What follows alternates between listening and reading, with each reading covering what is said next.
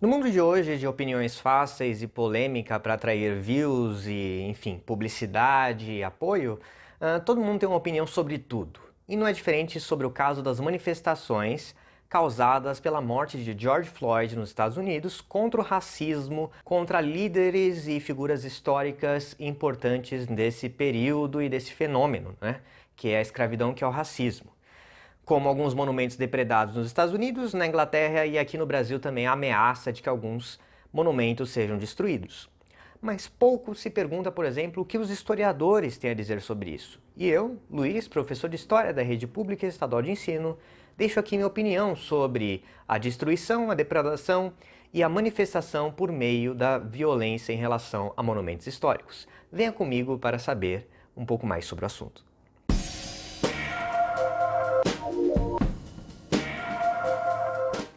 Bom, conforme dito aí na introdução, o que aconteceu foi que George Floyd, um negro norte-americano, foi assassinado covardemente pelas forças policiais de Minneapolis, nos Estados Unidos. O que deixa uma reflexão aí sobre o racismo estrutural nas instituições americanas, porque dificilmente, e não se tem registro de um caso assim, um branco teria sido rendido daquela forma, no chão, totalmente indefeso e sem nenhuma ameaça, e sufocado até a morte no pavimento. Isso mostra que a população norte-americana com ascendência africana, os negros, não tem nenhuma confiança nas forças policiais que estão devotadas a protegê-los. Então fica aquela questão, né? Como isso é construído historicamente? E para não se vingar, mas tentar reparar essa injustiça, o que tem sido feito em várias partes do mundo, né? Na Inglaterra você vê a destruição de alguns monumentos, como por exemplo do de Churchill e de um comerciante de escravos que foi jogada no rio, né? E aqui no Brasil, em relação aos bandeirantes, né? Que eram essas figuras que caçavam indígenas no interior do território e contribuíam para a desigualdade racial e étnica aqui no Brasil. Então seria uma espécie de reparação histórica. Você parar de elogiar aqueles que construíram o racismo e que construíram o problema do dia de hoje, né? Mas a gente fica com aquela ideia, aquele incômodo ali atrás, com aquela pulga atrás da orelha, por assim dizer, de que nós estamos destruindo o passado, de que as coisas velhas, as coisas antigas, elas têm um valor em si, simplesmente por serem velhas, por serem antigas. É uma compreensão muito rasa de história, de que um monumento, por ele ser histórico, entre muitas aspas, e você não sabe exatamente porquê, ele deve ser preservado. Você tem uma estátua e aquilo é um monumento, e aquilo tem uma estatura que deve ser protegido a todo custo e é um patrimônio de todos. Você tem, por exemplo, aqui em São Paulo, são dois, né, os grandes monumentos nesse sentido. A estátua de Borba Gato, em Santo Amaro, eu vou deixar uma imagem também, e o monumento aos bandeirantes, ou Empurra Empurra, lá no Ibirapuera. São monumentos a bandeirantes, a figuras controversas que ajudaram a ampliar as fronteiras do Brasil e tornar o estado de São Paulo muito importante, mas que foram figuras que predavam, caçavam e escravizavam indígenas. Muitos deles eram mestiços, inclusive, e usavam isso para alguma forma de enriquecer. Eram assassinos, eram caçadores de escravizados, eram negociantes de escravizados e se tornaram ídolos, se tornaram heróis. Muitas rodovias têm os seus nomes, muitas escolas têm os seus nomes e tem essas estátuas aí que glorificam essa suposta mistura entre as raças. Inclusive, eu não sei se você sabe, mas a bandeira do estado de São Paulo era para ser a bandeira do Brasil, porque ela simboliza a união das três raças. Você vê lá na bandeira uma imitação bem porca ali da bandeira dos Estados Unidos, com aquelas faixas coloridas, com a diferença de que as cores utilizadas são preto, branco e vermelho, seriam as três raças. Ou seja, como se São Paulo simbolizasse a união harmônica entre as três raças, a raça branca, a raça negra e a raça vermelha, que seriam os indígenas. Porém, isso esteve longe de ser harmônico, porque o nosso passado é cheio de violência, e essa violência é escondida por trás deste heroísmo dessas figuras dos bandeirantes. Então faz sentido a raiva colocada em relação a esses monumentos, em relação a grupos que, por coisas que aconteceram há 200 anos atrás, há 150 anos atrás, há 300 anos atrás, há um passado remoto que teve repercussões até os dias de hoje, tem seus direitos negados. Um descendente de indígenas, um descendente de escravizados africanos trazidos aqui para o continente à força, ele tem uma história de muito mais sofrimento do que alguém que é descendente apenas de europeus, certo? A sua família teve menos chances. E a riqueza material, ela não é só a riqueza presente, é o acúmulo do que a sua família conseguiu construir ao longo do tempo. Aqueles que têm famílias mais abonadas conseguem oferecer aos seus filhos mais chances do que aqueles que não têm nada. E isso é uma coisa óbvia. Então faria sentido essa revolta em glorificar um passado que trouxe desvantagem. Mas aí eu trago um problema para vocês. Esses monumentos ajudam a gente a lembrar quem nós somos, talvez pelo lado negativo também.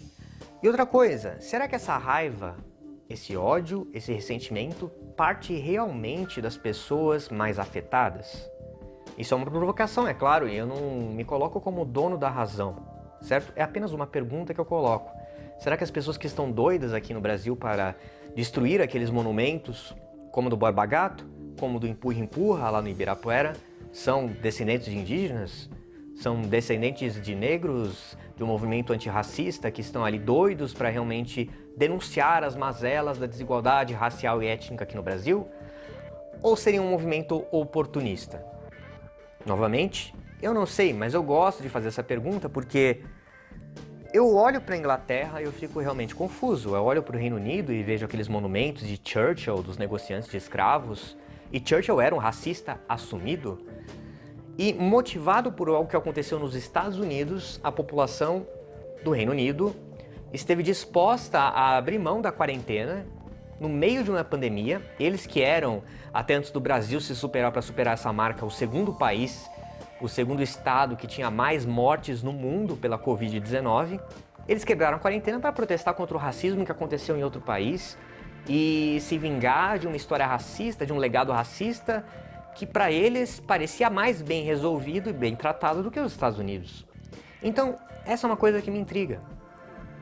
Existe muita tensão racial, sim, nos Estados Unidos e aqui no Brasil. Na Inglaterra, eu realmente não sei, mas eu fico muito desconfiado em relação ao motivo.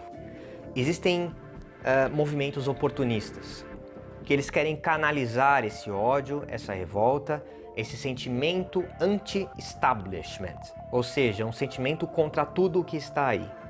Que foi a mesma coisa que levou o Bolsonaro ao poder, só que do lado da direita. Agora, do lado da esquerda, nós temos essa energia canalizada anti-establishment. De que, de alguma forma, é necessário agora aproveitar essa luta antirracista que veio com George Floyd e destruir esses monumentos e trazer a pauta aqui para o Brasil antirracista.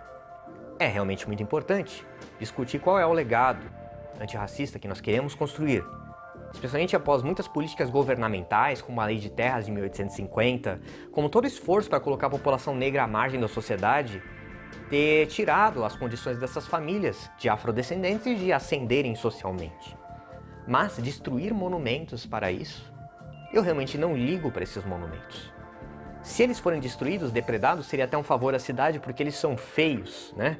E eu acho que a questão da estética a gente até perde de mão pensando nos símbolos, mas são monumentos meio feios, né? Esquisitos, especialmente a estátua de Borba Gato.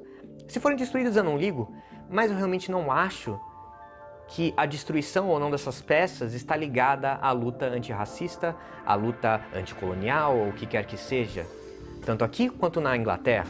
Nos Estados Unidos é outra história, porque eles estão lidando com questões deles, a partir de uma experiência deles, de algo que aconteceu no território deles. Mas tem muita apropriação de movimentos de esquerda, de manifestantes, de um movimento social que querem pegar e capitalizar esse ódio, essa indignação, para construir seus próprios símbolos, porque no fundo estão completamente perdidos. A esquerda brasileira está perdida. Eu sou de esquerda, eu estou perdido. Não sabemos nossas lideranças, nossa ação, e parece que se agarrar a qualquer coisa, a qualquer acontecimento, vai ser importante. Mas eu digo a vocês, estão sendo rasos, estão sendo porcos, estão sendo sujos até por usar o nome de George Floyd, uma pessoa real e concreta que morreu, para fazer a sua agenda, para mobilizar em nome dele, sendo que ninguém realmente se importa. Certo? Essas são as minhas palavras, é apenas minha opinião e uma provocação, e estou disposto, é claro, a dialogar. Mas eu fico por aí. Como sempre, sou Luiz, professor de História da Rede Pública Estadual de Ensino. Este é o Que História é Essa? E até a próxima.